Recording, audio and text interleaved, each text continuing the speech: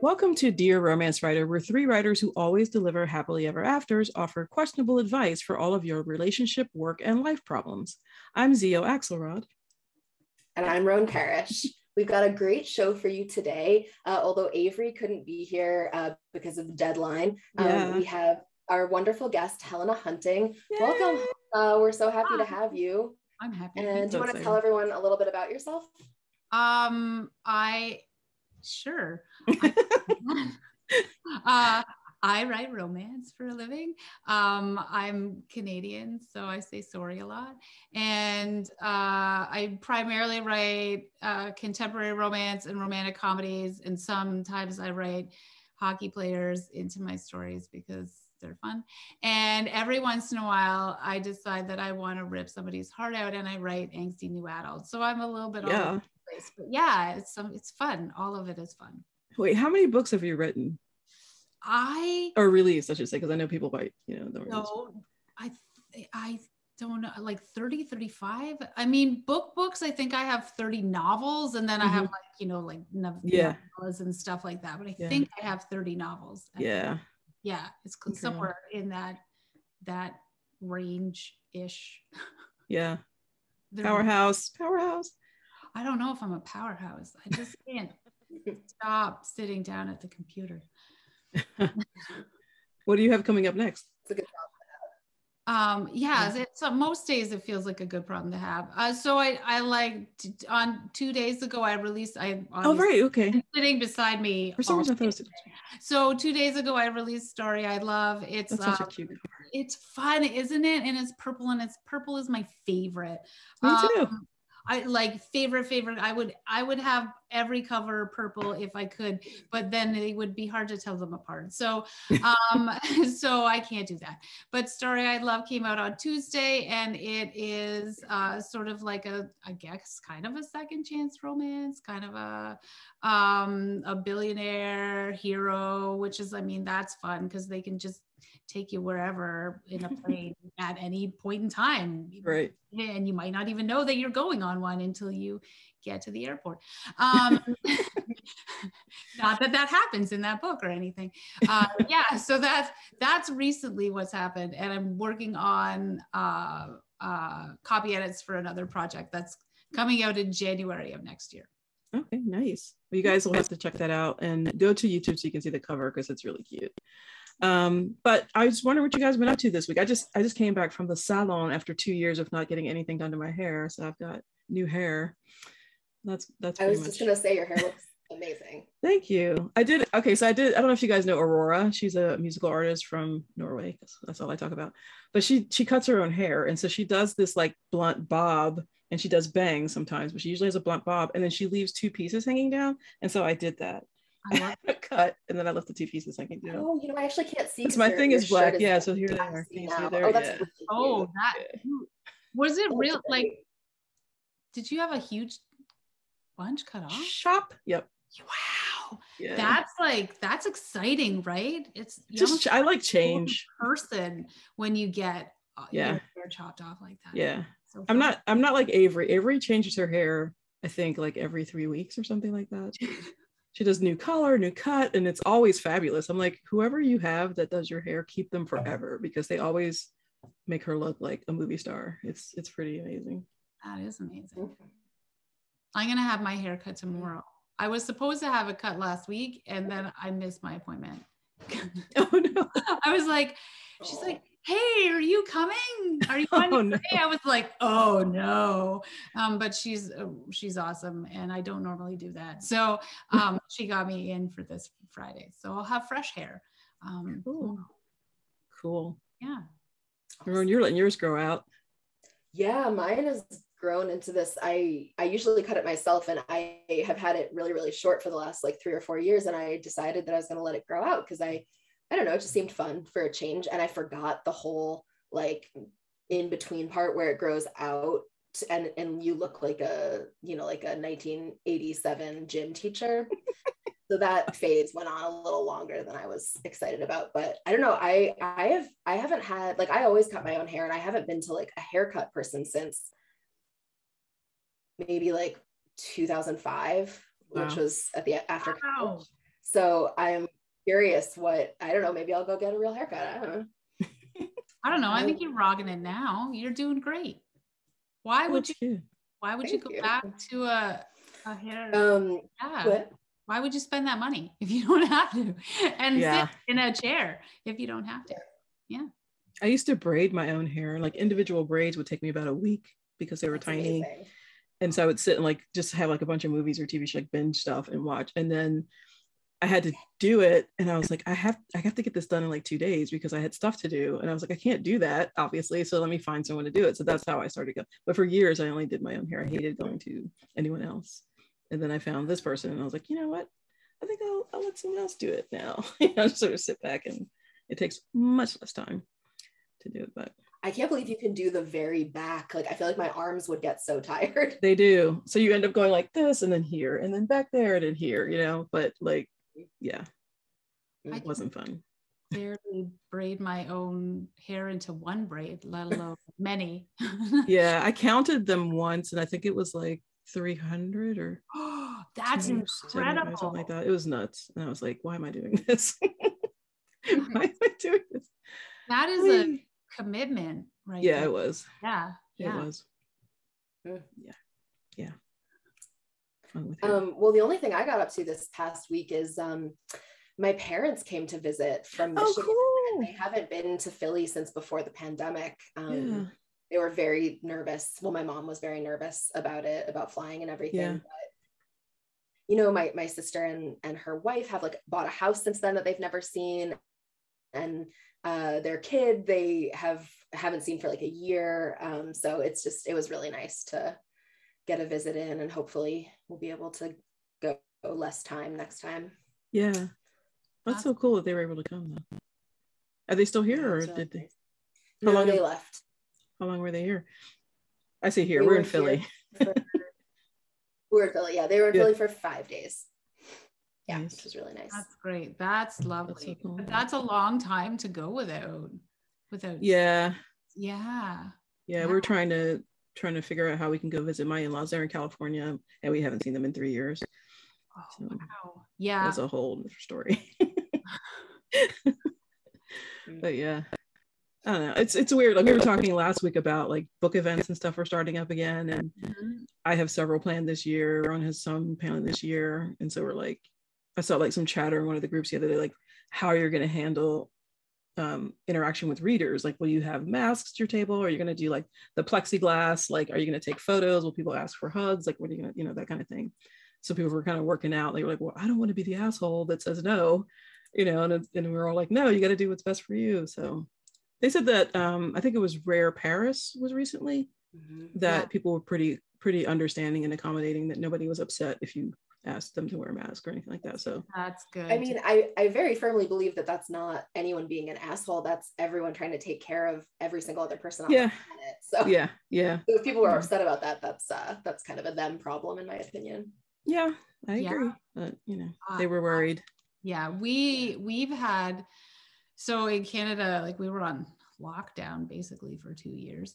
So that lifted at the middle of March, like kind of everything started to open up again. We would have restaurants open and then they close, and then they'd open and then they close. So they finally opened up, and then it was like the weirdest they did the weirdest thing. They just like right after March break, they dropped the entire mask mandate like across the board, and we were like, what is this gonna look like?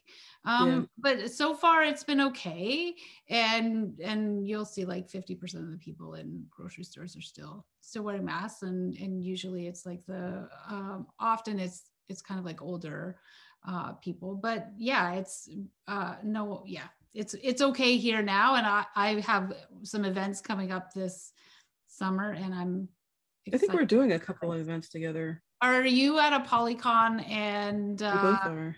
And Book Bonanza? Yeah. Both of them? Yeah. So those are the two that I have planned. I'm like, they're close together.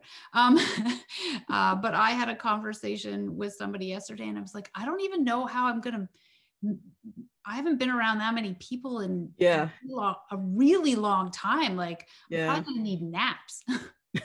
And I didn't realize how big Book Bonanza was until like a week or so ago. And I was like, what is happening? It is enormous. Yeah. Shall I take this this moment to subtly segue into our letter? Yeah, let's go for it. This is an interesting one. Okay, so this letter is from Thrillist. Yes, and I'm very interested in what everyone has to say about this one. Okay. I'm kind of kinky in bed, but also in a new relationship. I sometimes worry that if I get too dirty, my guy won't respect me or think I'm too whore-y, quote unquote. I don't want to drift into sexual object territory. I feel like he likes it, but then is a little shy after. I'm worried I'm scaring him. Advice? Signed C. Short and sweet. Yeah, it's very short. This one's really interesting to me because I feel like there's the bigger question that's sort of like a more universal question, like, hey, I'm into kink. How do I discuss this with my partner and like find out if we're on the same page? But this letter feels so deeply inflected with misogyny, like that this person can't even talk about their own personal sexual desires without calling themselves a whore. A whore, yeah. I saw that and too. I think so. I feel like this person needs to, like, number one, do some serious self-work on breaking down harmful stereotypes about sex workers, women, and female desire. And I can tell that it's not that she's saying like, I believe this is true. She's saying, I worry that my husband is like swimming in the same sea of misogyny as the whole world is and thinks these common inaccurate things about me. But it's so, like, the way she's written this letter is so like, those two things are so inextricable that I worry that she won't actually be able to talk to this new partner about her totally normal and fine interest in kink without like spitting out those same really offensive feelings and really damaging feelings. So yeah, step one, I like do some real work to dismantle that. When you like step one, when you go to start bringing this up with your partner, that you're not sort of like passing those ideas on to him or assuming that that's how he thinks and telling him that's how he thinks, when it could be that that is simply your own internalized misogyny and he doesn't actually share it. You don't know. So that seems like a good place to start, even before you like get to the conversation about it. What do you all think? No, I totally agree. I think there's definitely some, it's like a fear of being judged by this standard, this like society standard. Like, and I mean, there's a conversation with herself that she has to have. But there's also the conversation between the two of them, like saying that he gets a little shy after everything. They need to talk way before they get to the act about what they're comfortable with, what they're not, and then like, and have another conversation afterwards. What worked for you, what didn't work for you, and just keep the dialogue going so that there's no one's doing anything they don't want to do. No one's, everyone's on the same page, like you said. I think there's just a lot of conversation that needs to happen here. But the first thing, I agree, has to be like shedding a light on your own your self-conceptions, Yeah, you guys have, that was very well said, and I agree with both of you on all of those points. And I agree that it seems like that letter is steeped in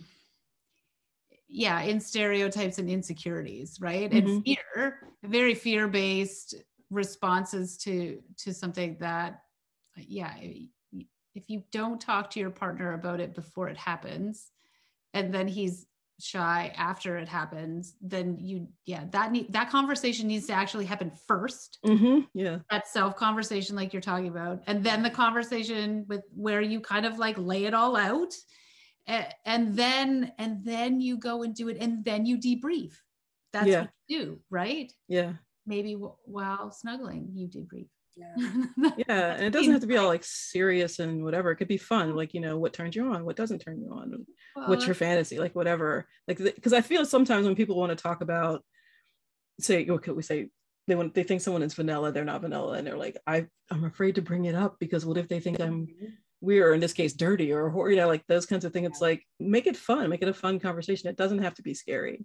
Well, that's supposed to be fun. Definitely. Yeah, that's the whole sex should be fun. And I think It's supposed to make you feel Yeah, good. and in a new relationship. Oh wait, you're breaking up. In a new relationship, there are also so many things that you kind of have to have that conversation about, things where you don't really know if the person agrees with you or has the same taste as you or wants to spend their time doing the same things as you. But this is just another extension of like, hey, what hobbies do you like? What's your taste in music? Like, these are all things that they don't have to match up perfectly, but you don't want to go into them being like, hey, you look like a dude who hates female singers. Am I right? You know, like that's the same. Right. Yeah. And it's kind of like that person either will get really defensive, like, well, what is it about me that made you think I was a total dick? Or he will say, yeah, I do hate them. And then you're like, well, sorry, I have to break up with you because you clearly have terrible taste. But anyway, like you can't go into these things assuming that, or like, if you just put it in a different context than sex, you can see how silly it sounds to make those kind of assumptions and like play it out as if they're true. But yeah, you just ask a ton of questions. I think it's useful to have a conversation about sex when you're not having sex. So like Xio was saying, like, talk about it beforehand, figure out what you like, because that takes away the pressure. And then no one feels like, if you're already kind of involved or you're already intimate, I think people sometimes like will go along with things without thinking about it in the moment, or I just think it's good to negotiate those things outside of a sexual setting so that everyone is approaching it with a totally clear head, isn't feeling influenced by anything. And I think it's really good to actually know your own turn-ons and interests before sharing them so that you don't get influenced. And like, I'll pull out I'm on my old shit again, but like, make a list for each of you of all the things. Like, you could print one off the internet. There are so many. There's actually an app called like Kink Finder or something where you and your partner can take a little quiz. My girlfriend and I downloaded it for fun. I don't remember if I still have it, but basically it's like you tick off all the things and it's like hard no, not super interested, but willing to talk about it, meh, neutral, never done it, but interested, done it and interested, or like, oh my God, that's my favorite thing. You know, there's like a spectrum. And then you get to like say what your own are, because then in the moment, it doesn't have to be like you're agreeing or disagreeing with your partner. It's like you sitting with your own desire and filling out all the things. And then when you compare, you're comparing all the things. And so surely there are going to be some that really line up. And then it's easy for you to talk about the ones that don't, instead of being put on the spot to like disagree. I think that's a really helpful like way to be honest. Like, that's force a great app. It's a great app for anyone. That's so honestly smart for so many different things, but especially for like intimacy, right? Like that's so important that you can figure out what you like and what works for both of you, so that no one wants to feel super awkward in that situation or judged, or like maybe they stepped over a line with their partner. So I think that app is something everybody should have. Yeah, for sure. Yeah, it is. It's called Kink Match. I just checked, and it's like a free app that you can download, and you can like, you and your partner can both download it, do it on your own phones, and then you can like, it'll show you where you match up and where you don't, if you like a more high-tech version rather than like a paper one. Well, I'll put a link to it in the show notes. Highly recommend. Really fun. It's fun and easy. I like fun and easy. There was when I picked this letter from Thrillist, there was another one like from a couple of years ago where it was just about sexual compatibility and whether or not it wasn't a letter, it was a column about whether it was like a deal breaker for people. For some people it's not. For some people it's like, if we're not completely 100% compatible in bed, then I can't be with you, kind of thing. Where do you guys fall on that line? Or what do you think, how important do you think sexual compatibility is to the relationship? I think it's pretty important. Like, I mean, I'm married to this person. I really like him in all aspects of our life together, and I feel like it's really important that we kind of line up in the bedroom too. Literally, I want to make silly jokes, but yeah, I like about lining up. About lining up. Yeah, exactly. I just think, knowing where you are, like being on the same page. I mean, not everything is going to be perfect all the time, but you have to be willing to negotiate and talk and communicate and try new things. When you've been together for 20 years, you got to try new things. Mm-hmm. Yeah, I think it's pretty important to me. It's less in a like you have to always like doing the same things sexually, but more in terms of like your attitude and approach towards sex. So like I know that I would not be very compatible with someone whose attitude towards sex was like super humorless and intense and like, you know, I just like I'm weird and I enjoy like funny things happen during sex and like cute things happen during sex and sweet things happen and weird just stuff happens. And so I feel like the approach or the attitude that matching up is really important to me, and also the kind of like how often you want to have sex. I feel like those two things are sort of more important to me than the like lining up on the one-to-one acts. Because with stuff like that, you know, you can always do parallel play where if one of you likes something and wants it and the other wants something else, you can kind of like both be in the same bed, each get what you want, feel connected. So yeah, it's like I don't think that the acts have to always line up, but the attitude and the feeling of intimacy and the sort of frequency I think are important to me. No, agreed. Yeah, I think the attitude to me is most important. I know there are people who have like relationships where like, especially with kink, because kink is not always sexually centered, right? So if they are in a committed relationship but they need the kink and their partner's not able to give them the kink, they go elsewhere for the kink, but there's like an understanding between them that is only for that and nothing else, you know? So I mean, there's all kinds of relationships and people find all different ways to fulfill their needs. I was just curious, like reading through this, Thrillist was an interesting, I had never heard of it before. So I went, you know, searching for stuff for us, because we always pull things from Am I the Asshole on Reddit, and we exhaust that library quite much. So I was looking for something new. So this sort of jumped out and I just thought it was interesting. Topic. Well, I think it's interesting because I don't want to steal your segue, Xio, but I feel like the idea of the kink match app and talking about how you how your preferences align sort of matches up with our chat topic. Which is about taking online quizzes and like what that can be like. And I think that for me, I love taking online quizzes. I think they're so fun. I don't really go find them, but like anytime someone on Twitter is like, I'm a library inside a swimming pool, what library inside a weird hole are you? I'm like, well, I have to know, obviously, what library in a hole I am. And even if they're like, obviously they're not real, but I find them like a really fun way to talk about myself and other people. Like I feel the same way, you know, to online quizzes. It's the same with like horoscopes and things like that. It's like, do I think it's science and factual, whatever? Not particularly, but I just think it's like a super useful tool to express the things that we believe are true about ourselves and see how they match up with things that other people believe are true about them. And so taking these kind of quizzes, it's fun just to do by myself, but my favorite thing is to either like take it with my girlfriend or my sister or some friends and be like, oh, I'm this. And then there's this funny thing where like, even though they're just based on vibe, right? But it's really funny to have all of your friends take this quiz and be like, oh my God, Andy, you totally are a pool table. That makes so much sense. And it's just like this way of talking about it's like validating quality of like how you see each other that I think is really delightful. What do you guys think? You take them, Helena? Okay. I don't know. I take them. Yes, that's my answer. They I don't know, the ones that come up on Facebook all the time, or you end up being tagged by somebody else and I'm like, oh, I must know this. I must find out what Disney character I am. And usually like I get Shrek.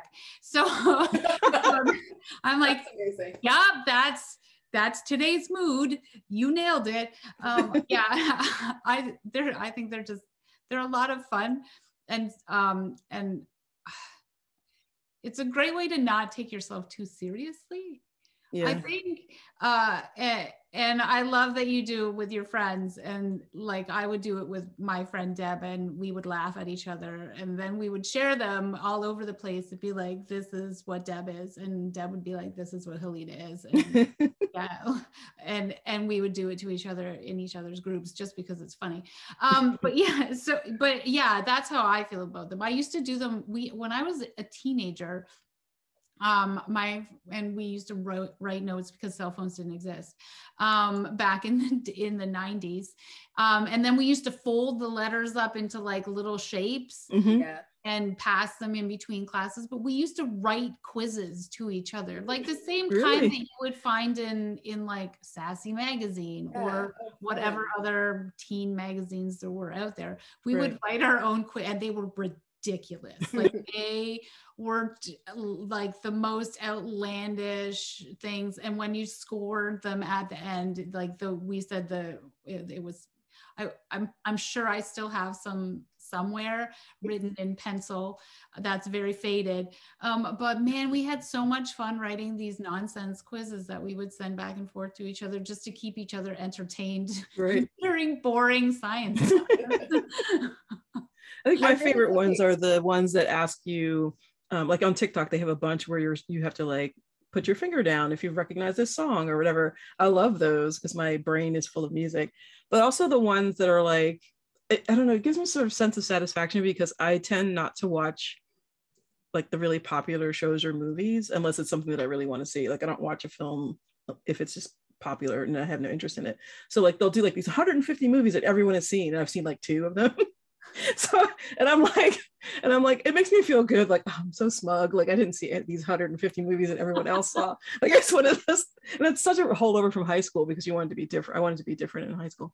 But yeah, I love those when they like, check your memory for music or movies or TV shows, or do you recognize this character or this catchphrase from whatever? And I'm like, oh my God, I totally do, So those are my favorite ones. Anything with pop culture, I'm all over it. Mm-hmm. So wait, did you say your name Helena? And I've been saying Helena this whole time because Avery's not here to ask everyone to. Oh yeah, she usually asks. And you don't need to worry about like I'll answer to every version of it. I have somebody who calls me Helena, everyone. But I have somebody who calls me Helena's just because it's funny. Helena's? Oh geez. Yeah. I'm like, yeah. But like not in public, just privately on messages mostly.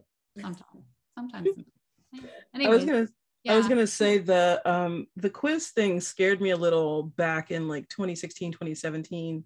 They were everywhere on Facebook, and then there were a bunch of articles that came out about how Cambridge Analytica was using information that people were putting in these quizzes and stuff. And so I stopped doing them all except for like the ones I knew, like BuzzFeed or stuff like Entertainment Weekly or whatever like that. If it was anybody else, I wouldn't do them because I was like, oh, they're mining information, because they ask you like, your pet's name. It was like security questions kind of, and people were filling these out like your grandmother's middle name. I'm like, yeah, I'm not. No, that's not a good quiz. No one. No, I don't even know my grandmother's middle name. The quiz does not need to know.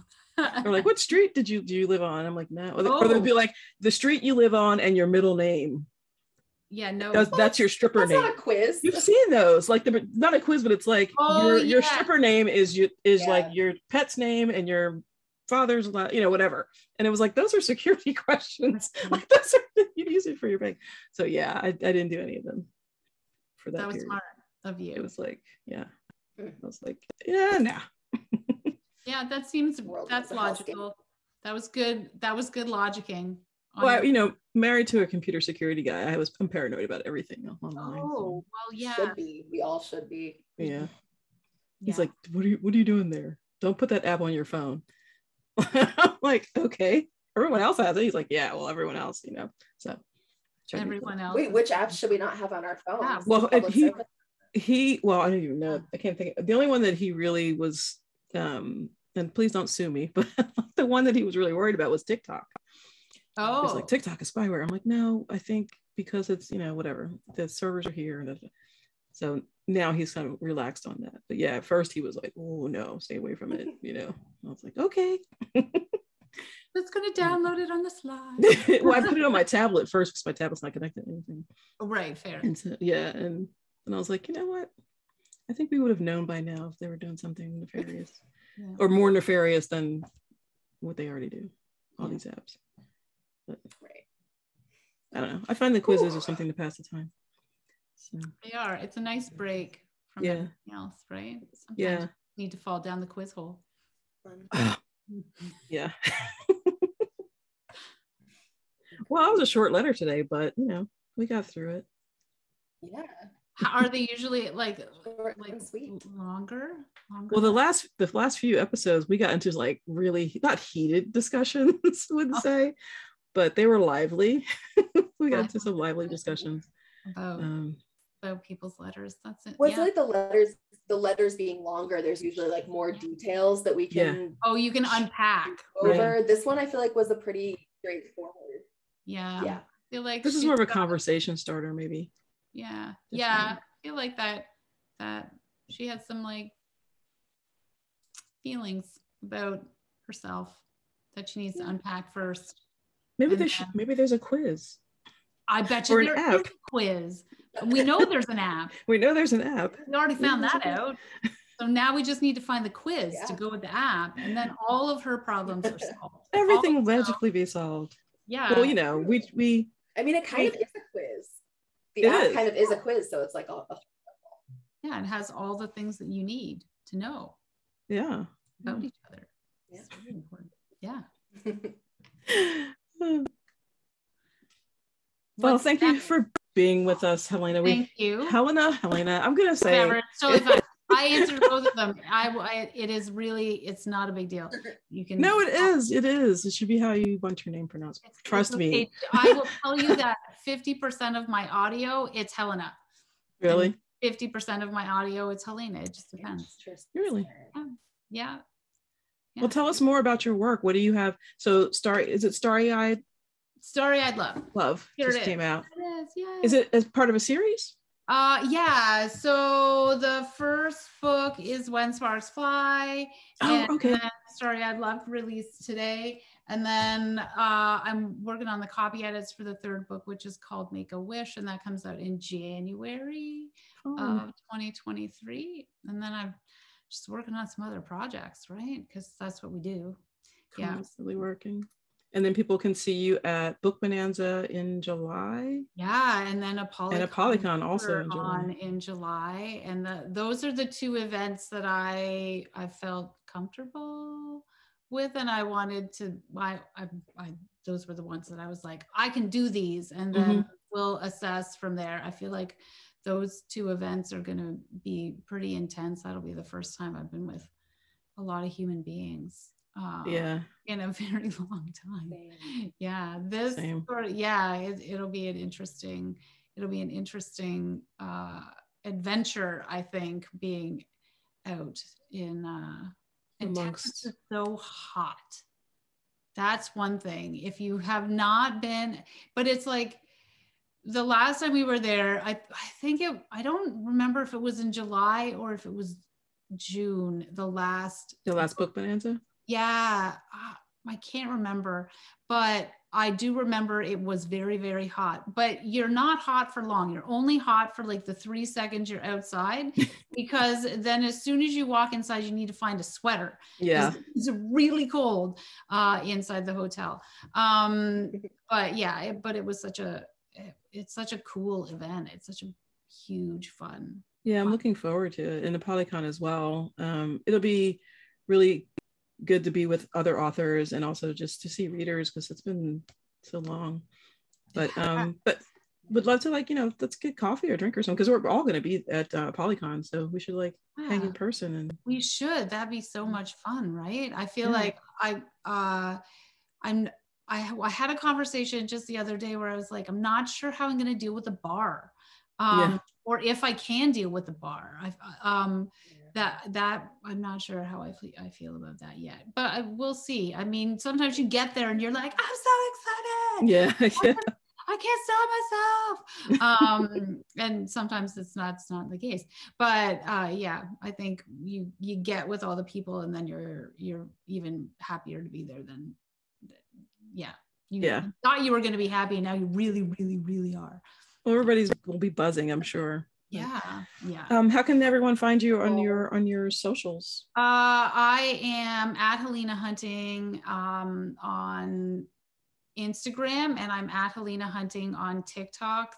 There's sometimes there's a few extra TikToks with Helena Hunting as well, but I mean, follow them all, just figure out which one is me. And then I can also be found on Facebook as Helena Hunting, and I have a reader group that I'm very active in, and it's called Helena Hunting's Beaver Den. I'm in there. It's a fun place. They're a bunch of hilarious people. We do talk about beavers a lot. Share a lot of beavery memes and talk books. Awesome. Well, so nice to have you. It was so great to be here. This was a lot of fun. I learned some new things. I'm going to download a new app, and hopefully it's not going to do all my security stuff, and it'll be great. Yeah, I'm going to get it too. Well, listeners, thank you so much for hanging out with us this week. We would love to hear from you. So if you have letters or questions for us, you can submit them anonymously via our online form on our website, dearromancewriter.com. You can DM us on any of the social media platforms. We just would love to hear from you and answer your letters live online. So thanks everyone for hanging out with us for another episode of Dear Romance Writer. We can't wait to give you some questionable advice from this trio of happily ever after enthusiasts. Thanks, y'all.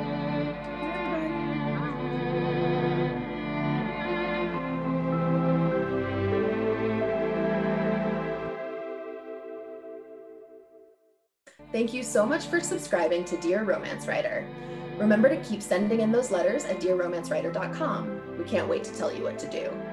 Dear Romance Writer is part of the Frolic Podcast Network. Find more podcasts you'll love, frolic.media/podcasts.